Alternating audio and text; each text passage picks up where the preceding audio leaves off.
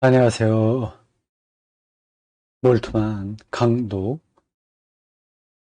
네 번째 시간입니다. 첫 번째 시간에 제가 잠시 제 서재에 있는 몰트만 책을 몇 권 보여드렸습니다. 기억나시죠? 다시 한번 보실까요? 여기 있습니다.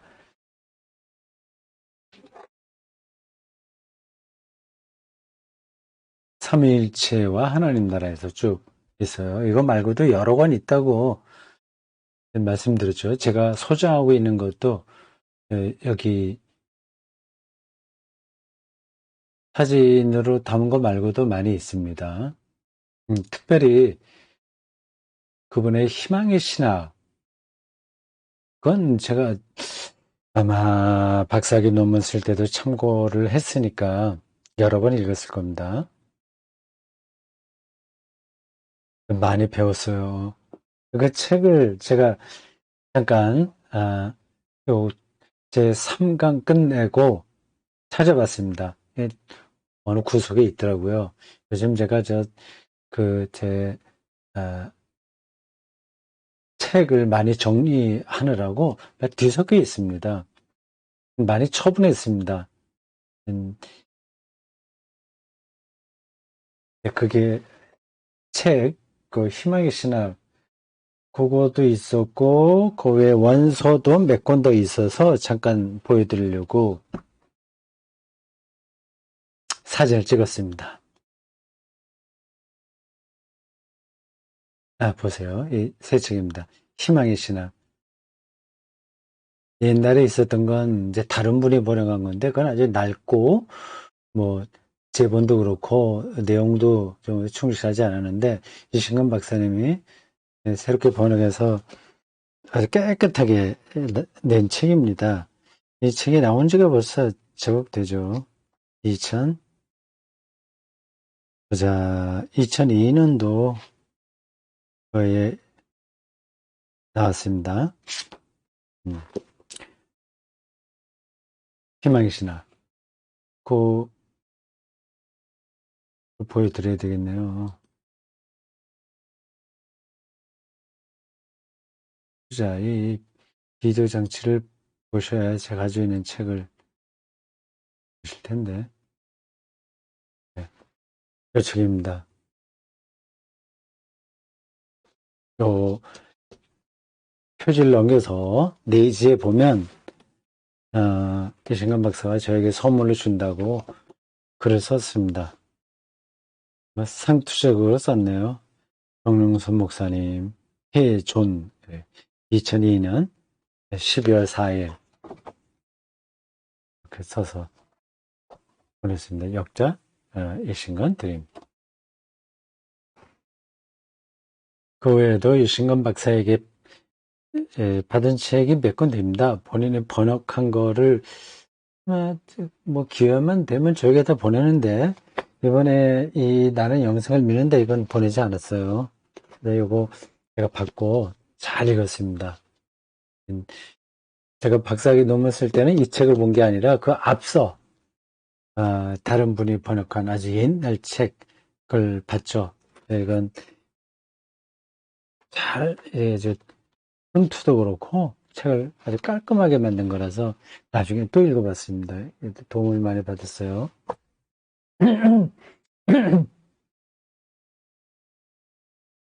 네, 희망의 신학이고요. 그 가운데 있는 게 트리니테트 운트 라이히 고테스 삼위일체와 하나님 나라. 그리고 세 번째 있는 게 다스 콤멘 고테스 하나님의 오심. 그래서 부제로 크리스톨리시의 에스카톨로기 되어 있습니다. 기독교 종말론. 되고요. 트리니테트 운트 다스 라히 고테스 이거 또 부제가 이렇게 되어 있네요. 주어 고테스 레일의 신론이죠. 신론에 대해 그런 겁니다. 그 외에도 작은 책자도 있고 몇 개 있습니다. 파넨베르크 아주 친근합니다. 그분의 글을 읽으면 대충 알아들어요.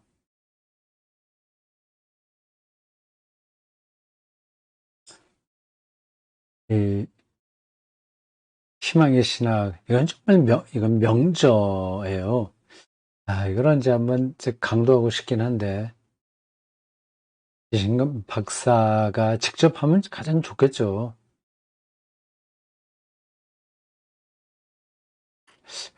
강독 같은 건 재미없어서 안 하실래나? 자, 요것도 이제 들어가겠습니다.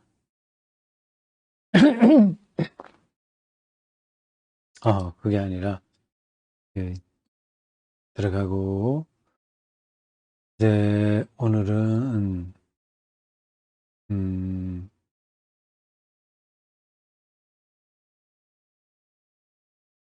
강독 네 번째, 17쪽에서 20쪽입니다. 이거, 여기 이제 이쪽이 되겠죠.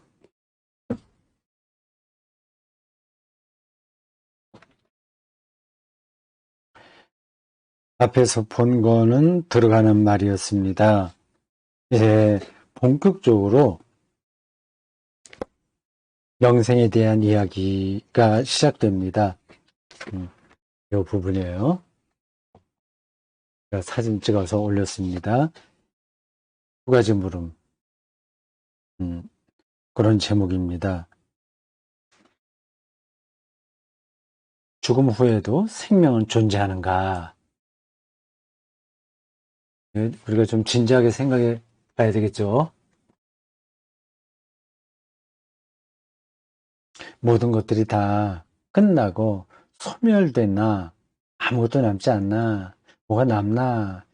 그 영혼은 남나? 육체는 죽고 그렇다면 영혼 불멸설의 기독교에서 정통 교리냐? 이 영혼이 불멸한다고 하는 게 플라톤의 이디야 사상하고 어떻게 연관이 되나? 뭐 두루두루 이런 것들을 다 생각해 봐야 됩니다. 어쨌든 그 신학적이고 철학적인 그런 문제들은 접어두고 실질적으로 내가 죽은 다음에 어떻게 되지? 그건 중요한 질문 아니겠습니까? 현대인들은 아이고 골치 아프게 뭐 그거 생각에 살아있는 것만 하더라도 버거운데 난 그런 거 생각할 틈이 없어. 뭐 그런 입장들일 겁니다. 제가 설교 시간에도 그러한 방향으로 조금 이야기한 기억이 나네요. 근데 아무도 피할 수가 없는 그 문제인데 사느라고 바빠서 죽음 이후의 문제를 전혀 생각하지 않는다면 뭐 그렇게 살 수도 있으나 바람직하지 않죠. 사는 게 벅차서 죽음 이후의 문제를 생각하지 못하겠다고 하는 사람들이 있고 또 다른 쪽으로는 그걸 생각해봐야 알 수도 없는데 죽은 다음에 뭐 어떻게 될지 아무리 생각해도 답은 없는데 그걸 뭐 어떻게 생각하냐 그렇게 주장하는 사람들도 있습니다.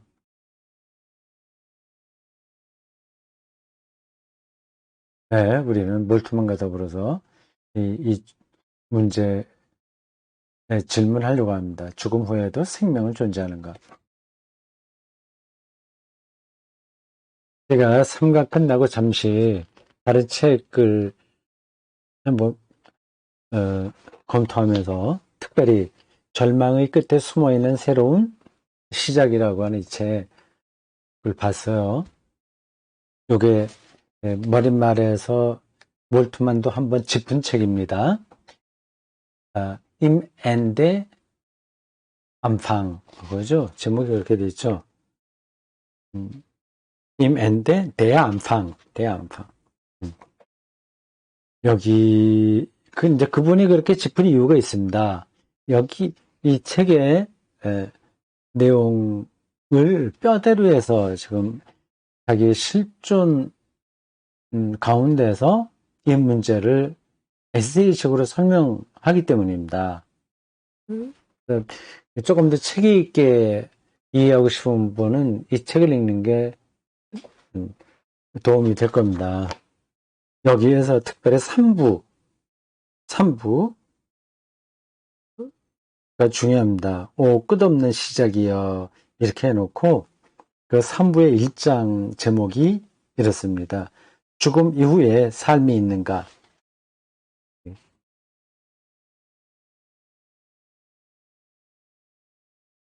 여기요. 그죠? 죽음 이후에 생명이 있는가? 나갑니다.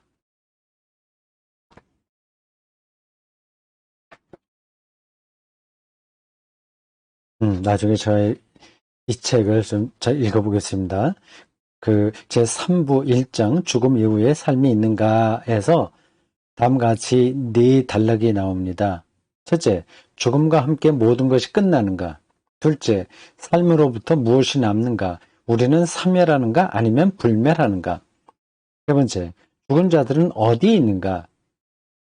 음, 네 번째, 단절되고 파괴된 삶의 미래. 이런 것들입니다. 굉장히 질문이 무겁죠? 가벼운 것만 추구하는 현대인들에게 이런 무거운 질문은 별로 마음이 내키지 않습니다. 그래도 하나님이라는 그 주제보다 더 무거운 게 어디 있겠습니까? 그러한 무거운 주제가 우리를 살립니다. 자, 오늘 이 책 들어가 보겠습니다. 되물음, 되물음. 다시 묻는다 그 뜻인데 아니면 다른 어떤 뜻일까요? 되물음. 죽음 후에도 생명은 존재하는가? 이런 질문의 되물음은 어떤 죽음 이유를 죽음 이유를 죽음 후에도 생명은 존재하는가? 라는 질문에서 도대체 거기서 말하는 죽음은 뭐냐? 어떤 죽음을 놓고 이후를 얘기하냐? 그 말입니다.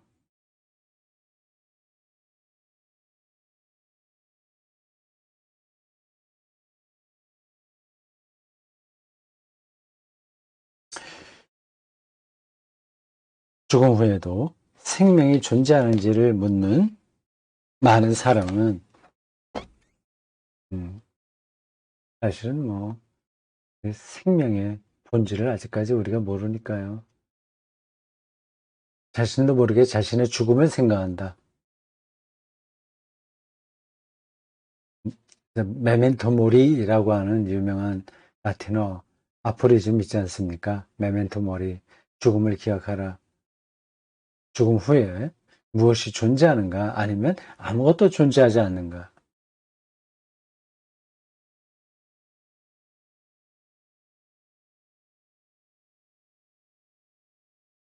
이렇게 묻는 사람이 유념해야 할 것은 인간은 죽음을 결코 체험하지 못한다는 사실이다. 우리는 죽어가는 과정은 느낄 수 있지만 죽음은 체험하지 못한다. 그렇죠. 죽어가는 과정에서 얼마나 외롭고 고통스러운지 아니면 좀 황홀한지 그런 걸 느낄 수 있긴 하나 임사 체험자들도 말에서도 조금 느낄 수 있는데 근데 실제적으로 죽음은 체험하지 못합니다. 죽은 사람은 없어요. 죽음은 다시 생명으로 돌아오지 못하는 걸 전제하는 겁니다. 죽어서 천국 가서 경험하고 왔다는 말들은 뭘 몰라서 그렇게 하는 겁니다. 아니면 거짓말을 하든지. 사람은 참 어, 정말 이상해요. 표현이 그렇긴 한데 거짓말을 아닌데도 어느 쪽으로 거짓말을 하게 됩니다. 자기는 진리라고 확신하고 말을 하는데 근데 그게 사실은 진리 아닌 경우가 많고요. 그 말은 정확하지 않습니다. 제가 그런 뜻으로 말하려고 하는 건 아닌데 그 정확하게 그 전하려고 하는 내용이 말로 나오지 않네요.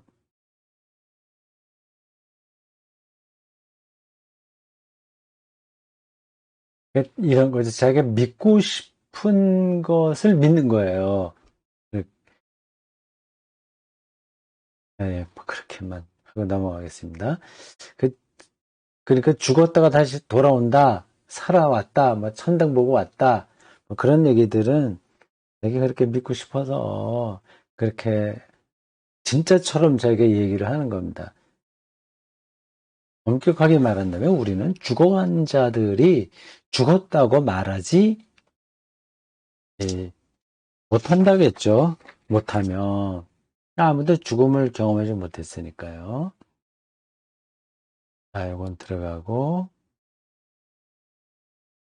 못하면 죽었다고 말하지 못하면 단지 그들이 죽어갔다고만 말할 수 있다. 아, 이 표현이 좀 약간 에, 그냥 넘어가야 될 부분이 아니군요. 다시 보겠습니다.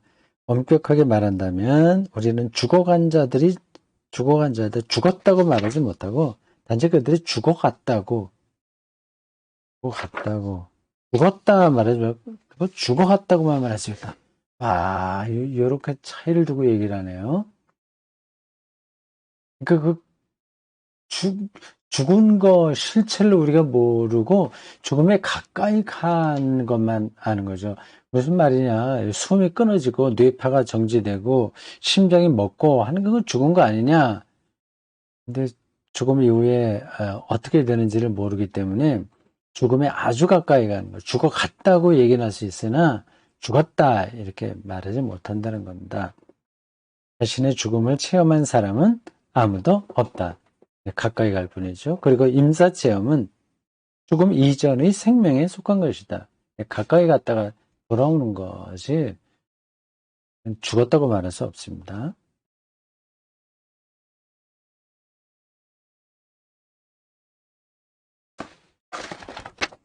그렇다면, 어, 그렇다면, 어, 우리가 죽음이라고 생각하는 것은 허무, 무라고 생각되는 것과 같다. 그렇게 말할 수 있는 거죠. nichts, 무예요. 없음, nothing, 그죠? 허무 앞에서 많은 사람은 죽음 후에는 허무가 기다린다고 생각한다. 무의 세계라고 말하죠. 그런데 지금까지 이 nichts, 무를 본 사람은 전혀 없다.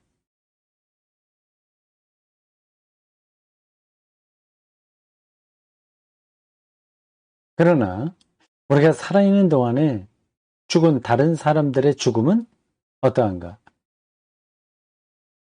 자기 아내가 먼저 세상을 떠났으니까 몰투만은 이 상황을 아주 실감할 겁니다. 사랑하는 자네나 사랑하는 아내나 사랑하는 남편의 죽음 후에도 생명이 존재하는가? 그 가족이 생명으로 존재하는가?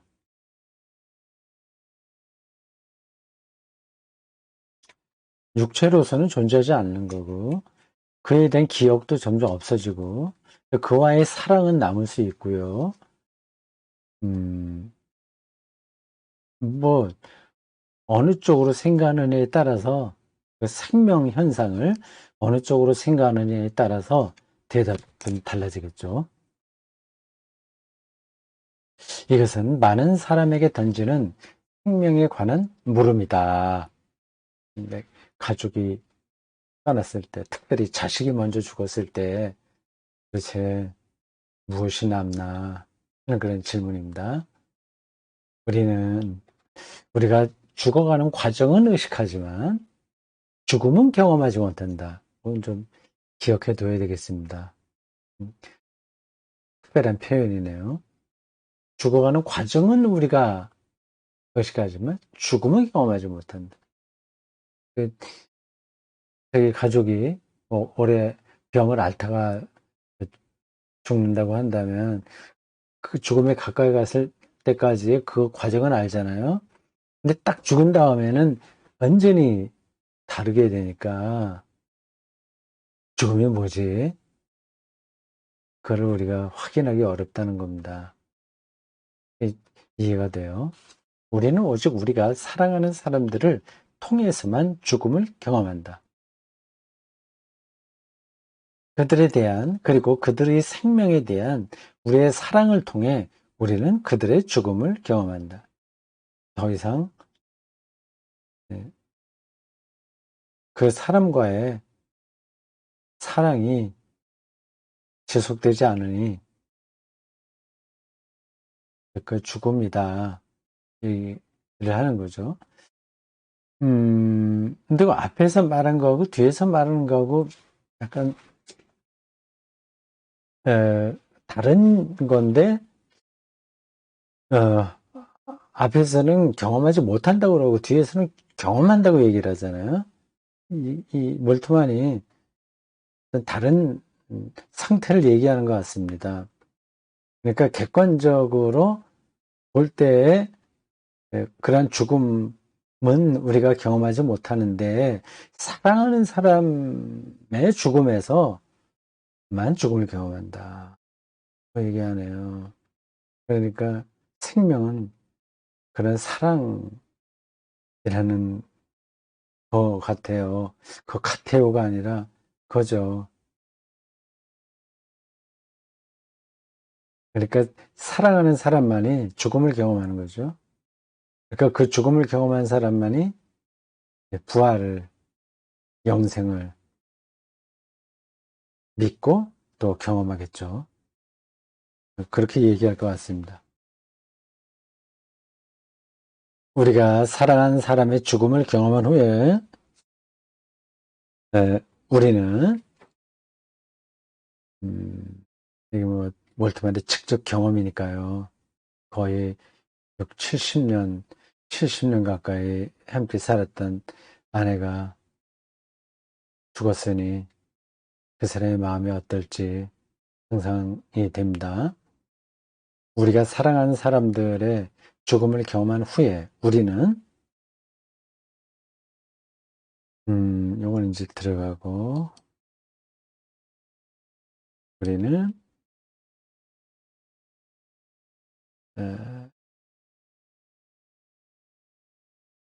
아니군요. 이거 다시 들어가고 우리 옆으로 가야 되는데 우리가 사랑하는 사람들의 죽음을 경험한 후에 우리는 옆쪽으로 가서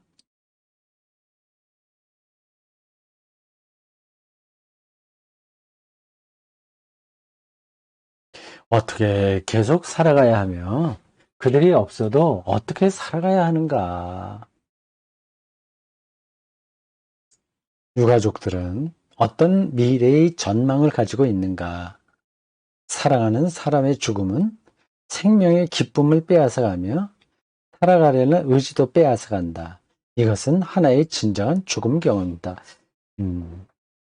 사랑이 강탈당하는 것이야말로 진정한 죽음 경험이다. 하는 거네요. 여기서는 자기 아내를 먼저 보내는 사람으로서의 경험을 이야기합니다만, 뭐 반드시 그 가족이 죽었을 때에 사랑이 강탈당했다는 사실만 이야기하려고 하는 것은 아닙니다. 사랑은 뭐 사람에게만 그렇게 대상으로 하는 건 아니잖아요. 이제 가족만을 하는 건 아니잖아요.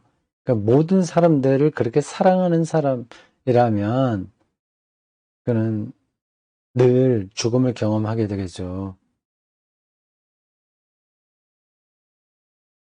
음. 그 좀 연결이 되죠? 그러면 사람이 죽으면 죽는 거지 뭐 그게 죽음을 경험할 수 없다 혹은 할 수 있다? 뭐 사랑하는 사람의 죽음이야말로 그것이 진정한 죽음 경험이다. 그렇게 말하냐? 혹시 생각하시는 분이 계실지 모르겠습니다. 왜 단순하게 생각하고 사는 것도 괜찮긴 한데 깊이 있게 이런 것들을 분석하면서 살아가면 더 풍성하게 세상을 경험하고 사는 겁니다. 만약 우리에게 보이는 세계를 둘러싸고 있는 보이지 않는 세계 안에서 죽은 자들이 두 번째 존재에 있다고 믿고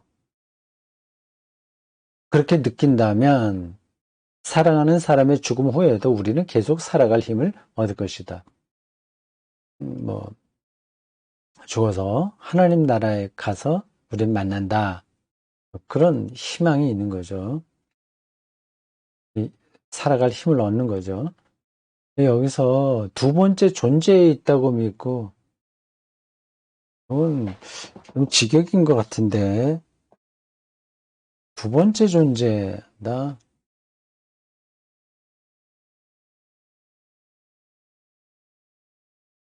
음, 독일어로 어떻게 되어 있는지 잘 모르겠습니다만 츠바이테 두 번째 존재? 그럼 이 세상에서는 첫 번째 존재, 두 번째 존재? 그렇게 나누는 거는 좀 신학적이지는 않은데 어쨌든 그렇게 아, 일단 표현을 그렇게 하는 것으로 보입니다. 여기서는 헤어졌으나 그러나 죽은 자가 다른 방식으로 혹은 다른 차원에서 우리가 아직 모르는 방식으로 산다, 존재한다. 그걸 가리키겠죠.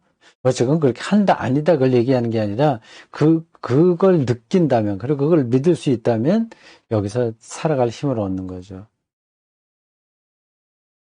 근데 사실 그렇지 않다고 하더라도 살아갈 힘을 얻기는 얻는데, 좀 더 봅시다. 그렇다고 슬픔이 사라지는 것은 아니다. 슬픔은 사랑만큼 깊다. 사랑하는 사람의 죽음을 슬퍼할 때, 자기 연민은 아무런 소용이 없다. 사랑하는 사람은 슬픔 속에서 우리 곁에 있다. 그러므로 바울이 사랑에 관해 말하듯이 슬픔도 결코 사라지지 않는다.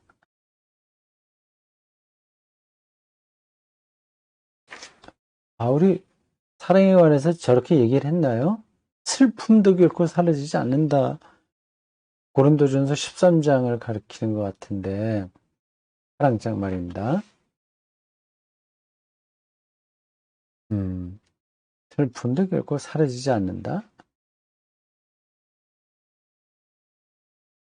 그렇게 표현한 게 있나?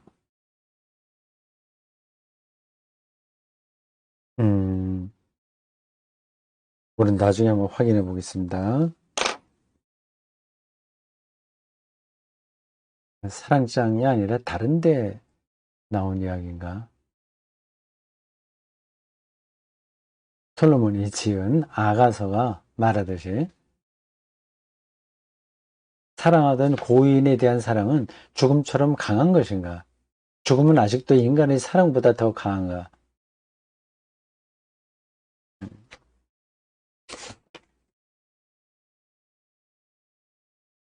네, 뭐 전체적으로는 우리가 다 이해할 수 있습니다.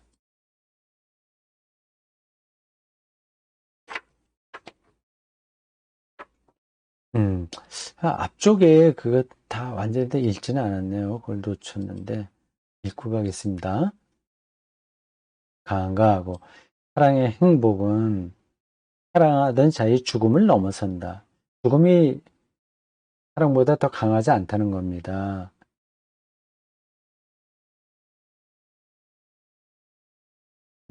사랑의 행복은 사랑하던 자의 죽음을 넘어선다. 왜냐하면 사랑의 행복 속에서 영원한 생명의 소리가 우리에게 도달하기 때문이다.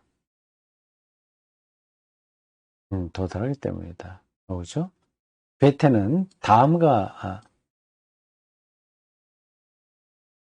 같은 글을 썼을 때 이 사실을 알고 있었다.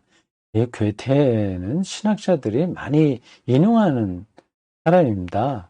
괴테. 오, 신들이여. 사랑을 받으며 사랑하는 것은 얼마나 큰 행복인가. 그리고 믿은 자들은 알고 있다. 사랑이 머무는 곳에 하나님이 계시다. 어디서 나온 문장일까요? 괴테의 글에 나오는 것 같습니다. 사랑하는 사람에 대한 우리의 인간적인 사랑은 신적인 사랑의 한 가지 메아리이기도 하다.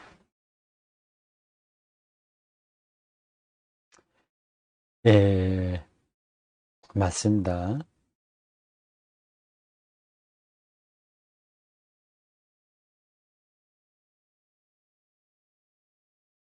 근데, 아,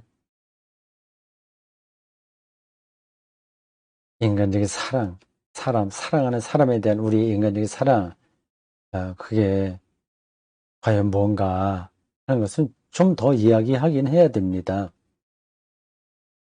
자기의 욕망을 투사시킴으로써 그것을 사랑이라고 생각할 때도 간혹 있거든요.